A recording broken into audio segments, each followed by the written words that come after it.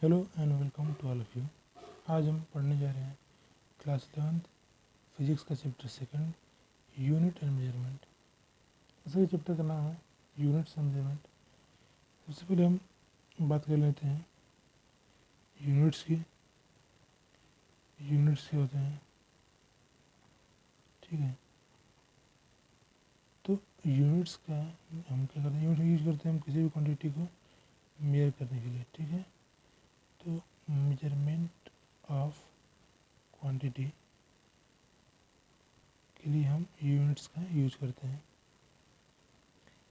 कोई भी यूनिट है, ठीक है, वो किसी क्वांटिटी को मेजर करने में आसानी होती है, ठीक।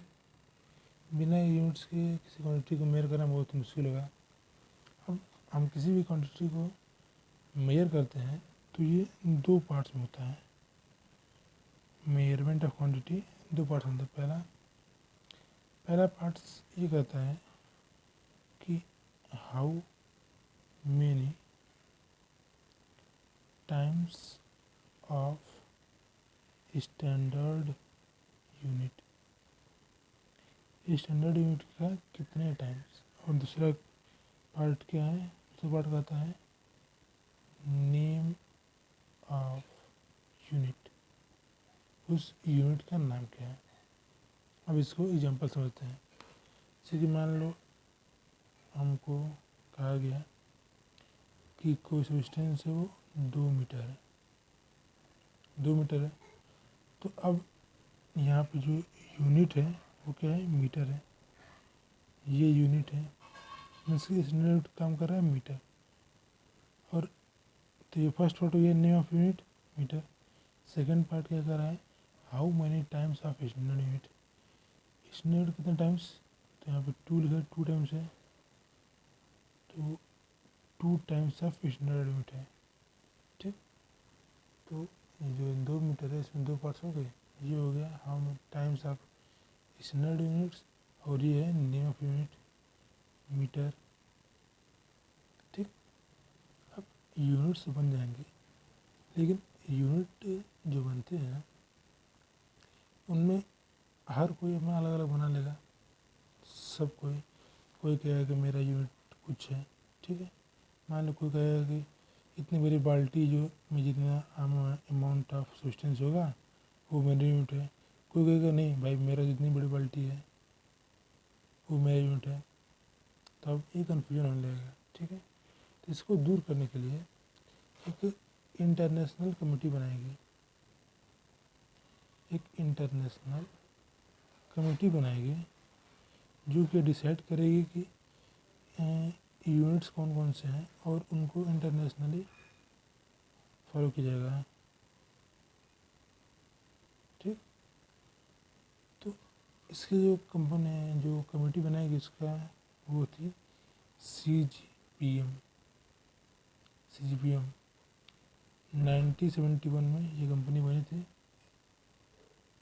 CGPM का फुल फॉर्म की बात करें हम तो ये एक कोई दूसरी लैंग्वेज का वर्ड है जिसका मीन्स होता है CGPM, ठीक। इसका फुल फॉर्म जो रियल फुल फॉर्म वो है कॉन्फ्रेंस जनरल डेस वायर्ड्स इट मेस्यूरस। ये CGPM का फुल फॉर्म है। अब इसको तो याद करना नहीं है, ये तुमको समझ में नहीं आएगा। तो इसका जो इंग्लिश ट्रांसलेशन है वो होता है general conference on weight and measures, general conference on weight and measures. ये इस वर्ड का इंग्लिश में मीनिंग है, ठीक है। तो ये कमेटी बनाएगी CGPM। अब इस कंपनी डिसाइड करेगी कि कौन कौन से यूनिट्स हैं और उन यूनिट्स को जो इंटरनेशनली फॉलो किया जाएगा, मतलब कि किसी भी दो कंट्रीज के बीच में, हमारे दो कंट्रीज हैं, ठीक है, तो इनके बीच में जो भी एक्सचेंज होगा उनमें इंटरनेशनली कम्युनिटी द्वारा बनाए गए यूनिट्स को ही फॉलो किया जाएगा।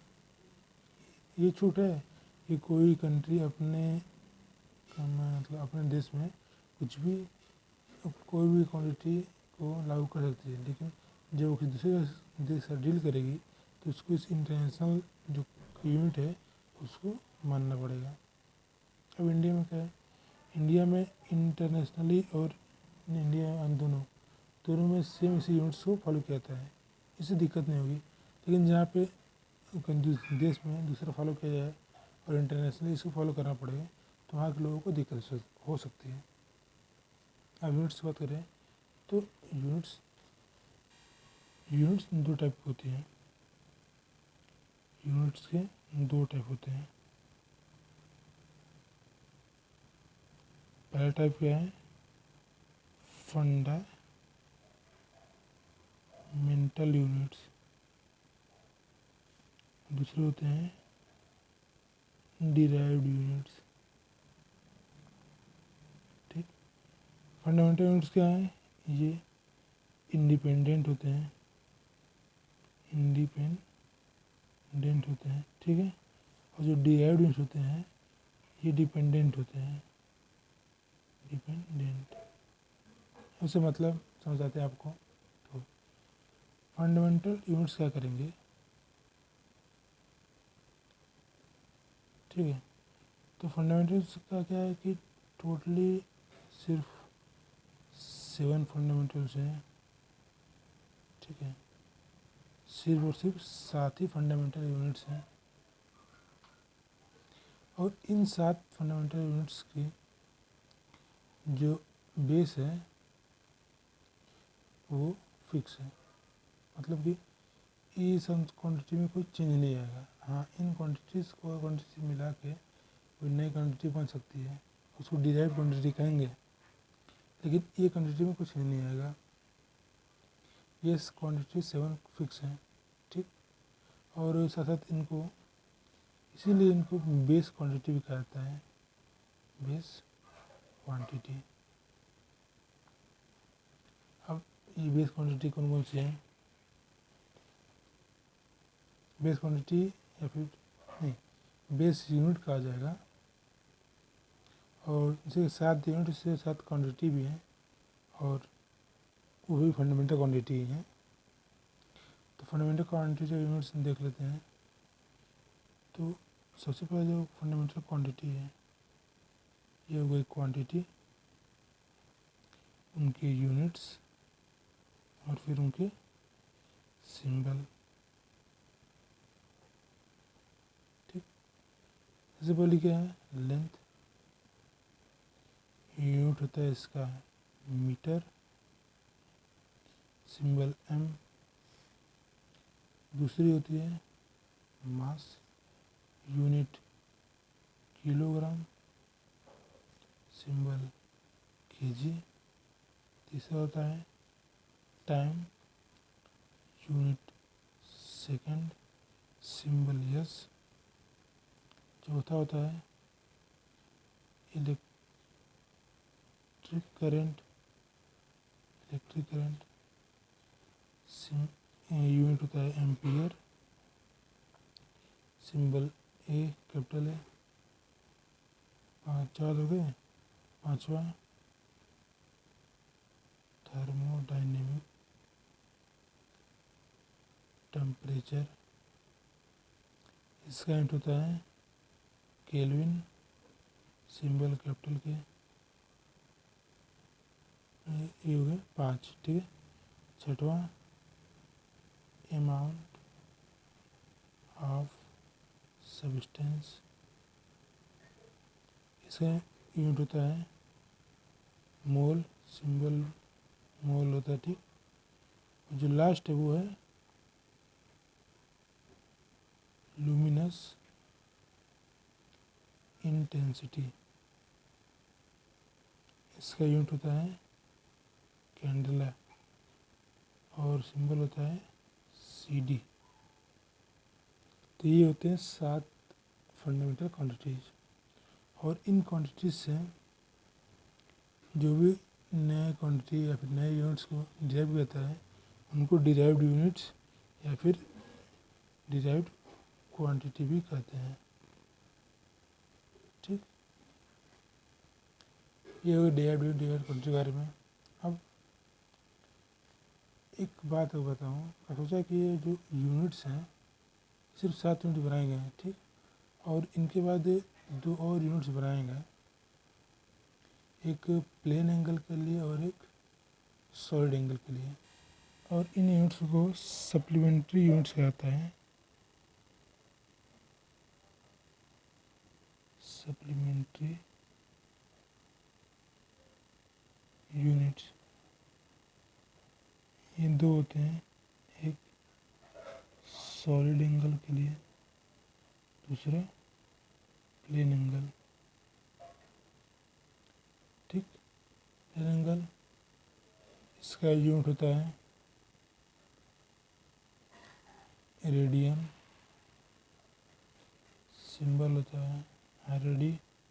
ठीक, और इसका यूनिट होता है स्टेरेडियन, सिंबल SR। ठीक है, रेडियन स्टेरेडियन ये 2 एंगल्स हैं। अब अगर आपको कोई पूछे कि फंडामेंटल यूनिट्स के आप मेजर कैसे करें, मतलब उनको मेजर कैसे किया गया होगा, बनने को तो बना दिए लेकिन उनकी मेजरमेंट कैसे होगी कि हाँ इतनी लेंथ थी 1 मीटर या फिर इतना वेट ही 1 किलोग्राम है। ठीक, तो इससे कुछ अलग अलग पॉइंट्स बनाए गए हैं, जैसे कि मीटर की जो डिफिनीसन है वो कहती है कि लाइट द्वारा 1/299,792,458 सेकेंड्स में जितनी दूरी तय की जाएगी वो इक्वल टू होगा 1 मीटर के। 1 इतना सेकेंड में लाइट जितनी दूरी ट्रेवल करेगी इन वैक्यूम में। ठीक है, तो डिस्टेंस को 1 मीटर कहा जाएगा। किलोग्राम की बात करें, किलोग्राम, तो किलोग्राम के लिए क्या किया गया कि एक इंटरनेशनल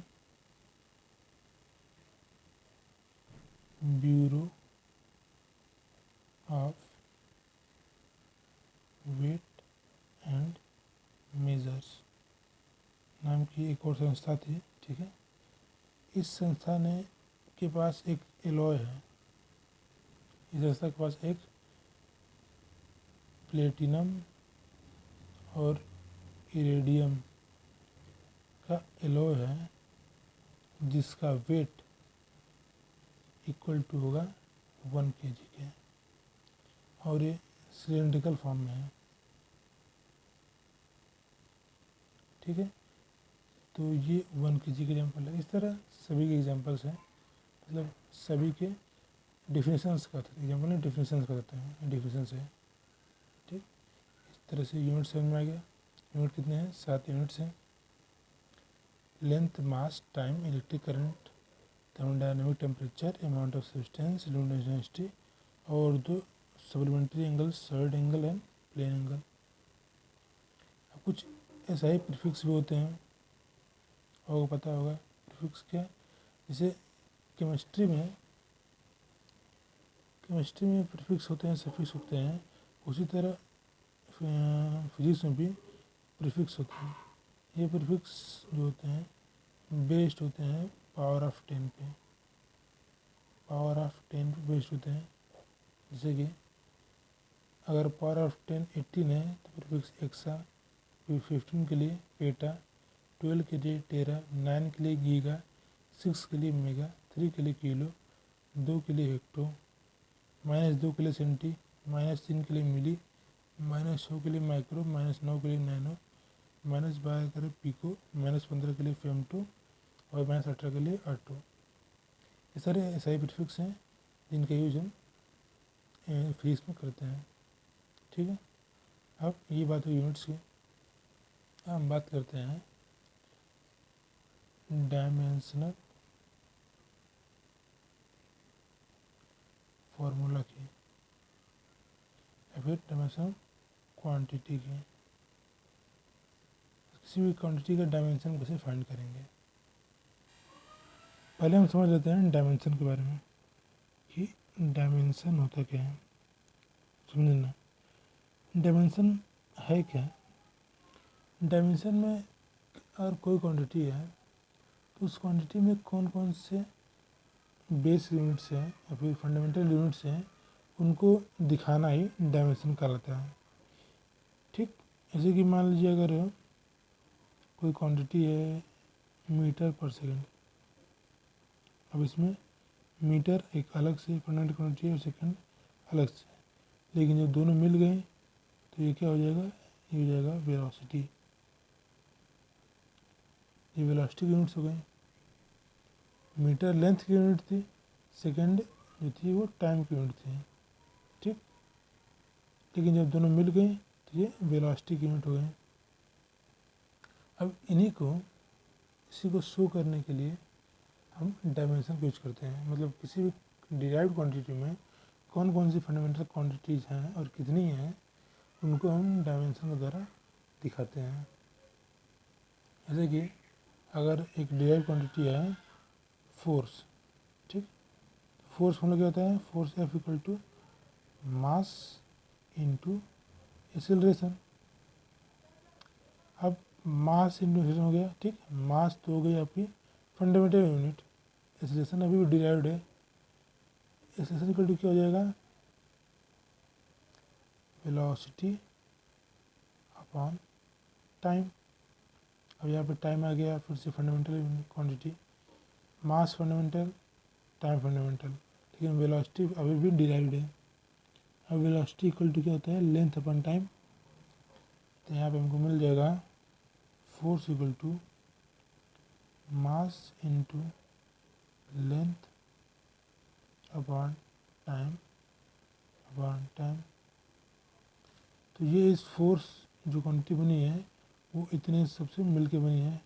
अब अगर इसको हम लिखें तो लिख सकते हैं mass into length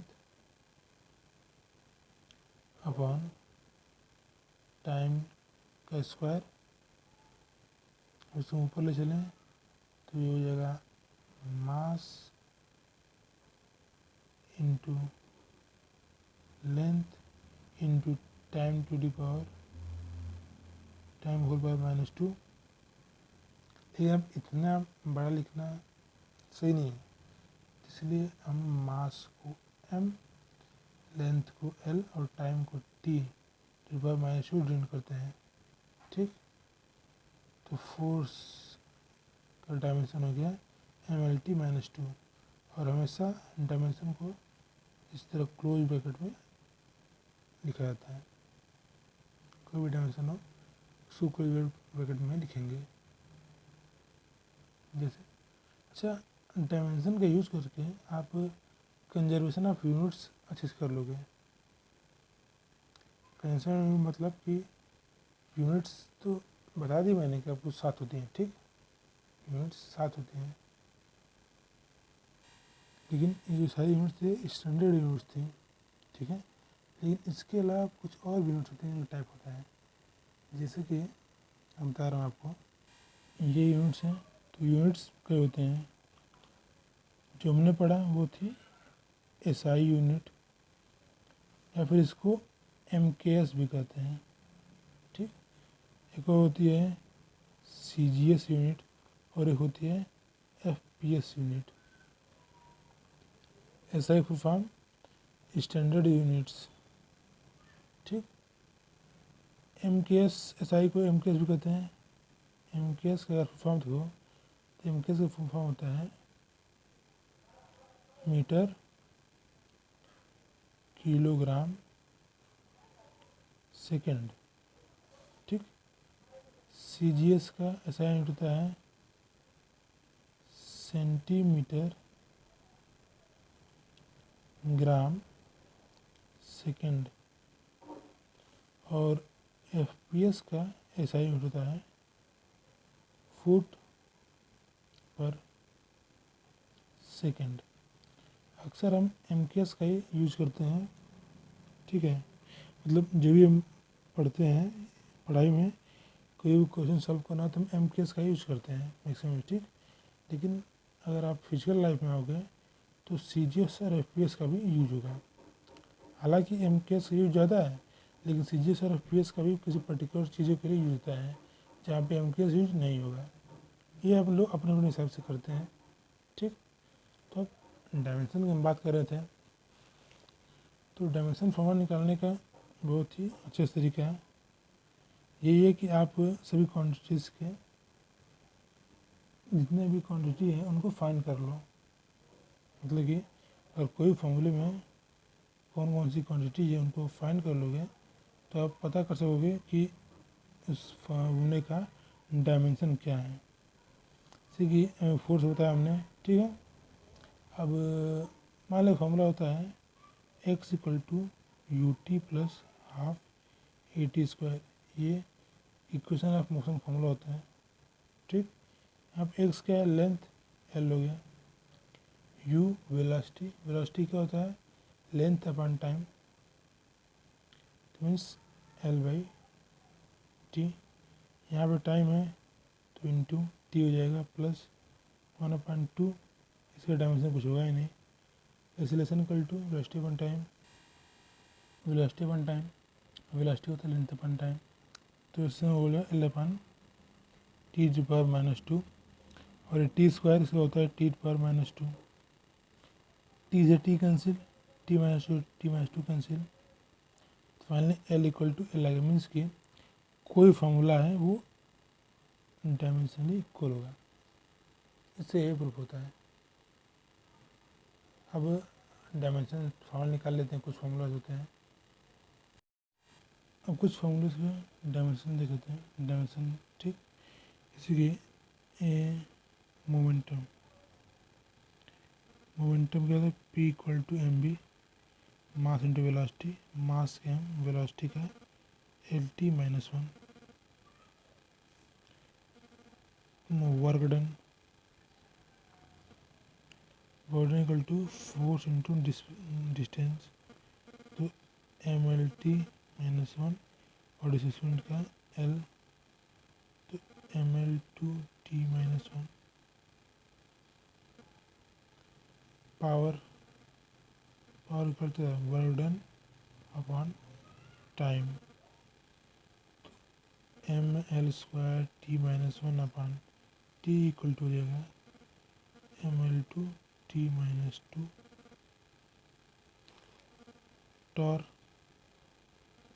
torque equal to होता है फोर्स इंटू डिस्प्लेसमेंट, इसका भी mL_t-1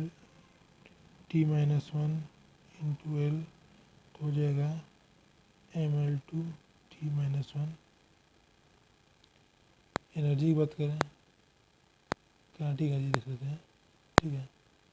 तो हो जाएगा 1/2 mv², 1/2 डायमेंशनलेस होता है, मास का है, वेलोसिटी का Lt-1 का होल स्क्वायर हो जाएगा mL2t-2।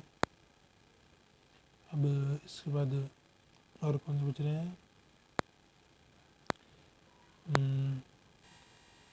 ये एरिया ऑफ सर्कल,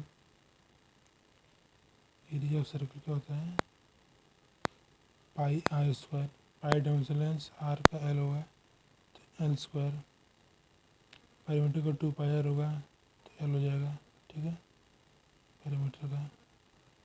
फिर अगर आप देखो तो जो फॉर्मूलाज हैं v = v² = u²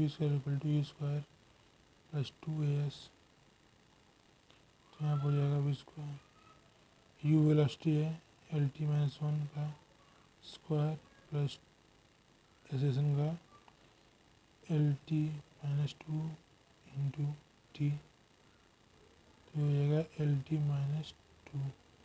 l² t-2, ठीक है। इसके बाद ये सारे हो गए डायमेंशन फार्मूला। तो इस तरह आप डायमेंशन फार्मूला निकाल सकते हो। डायमेंशन फॉर्मूला निकालना बहुत ही इजी है। बस आपको करना क्या है कि फार्मूले को उसको स्टैंडर्ड यूनिट्स है उसमें कन्वर्ट कर देना है, मतलब कि जो बेस क्वांटिटी है उनमें उसे कन्वर्ट कर देना है, और उसके बाद आप आसानी से उसकी जो वैल्यूज़ हैं डायमेंशन फॉर्मूला है वो फाइंड कर लोगे। बस सिंपल सा है, कोई टेंशन नहीं लेने का।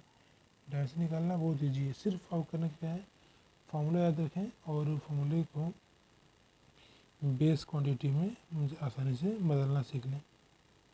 ठीक, तो इस ट्यूटोरियल में इतना ही।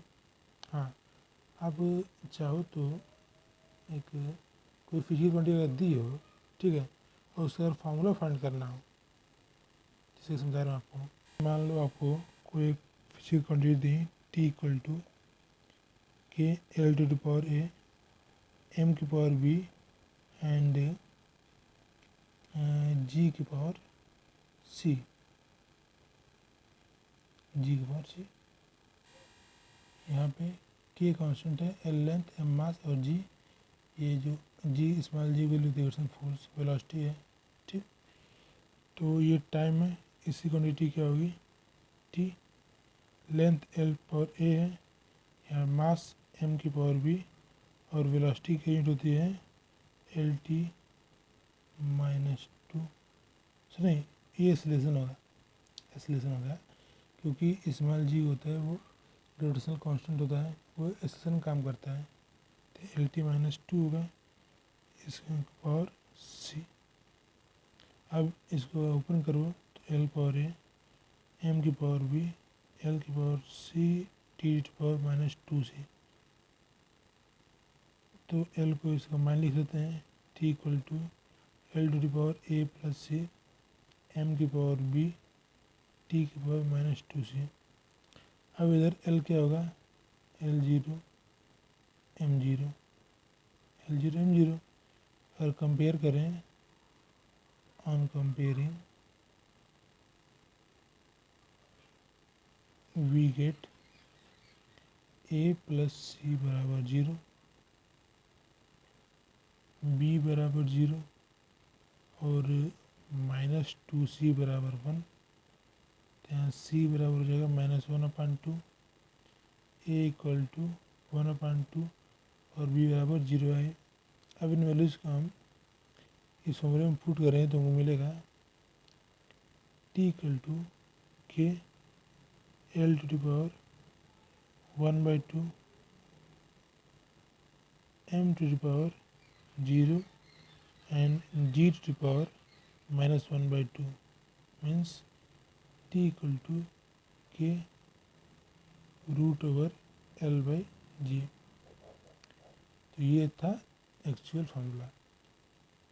तो अगर आपको ऐसा भी कोई फार्मूला दिया हो और उसे कहे कि इस फार्मूले से डायमेंशन की बेसिस से इस फार्मूले को लिखो, मतलब इस फार्मूले को जो मतलब जो मेन फार्मूला उसको लिखना हो, तो आप इस मेथड से लिख सकते हो। ये डायमेंशन फिजिकल क्वांटिटी को पता करने का मेथड है।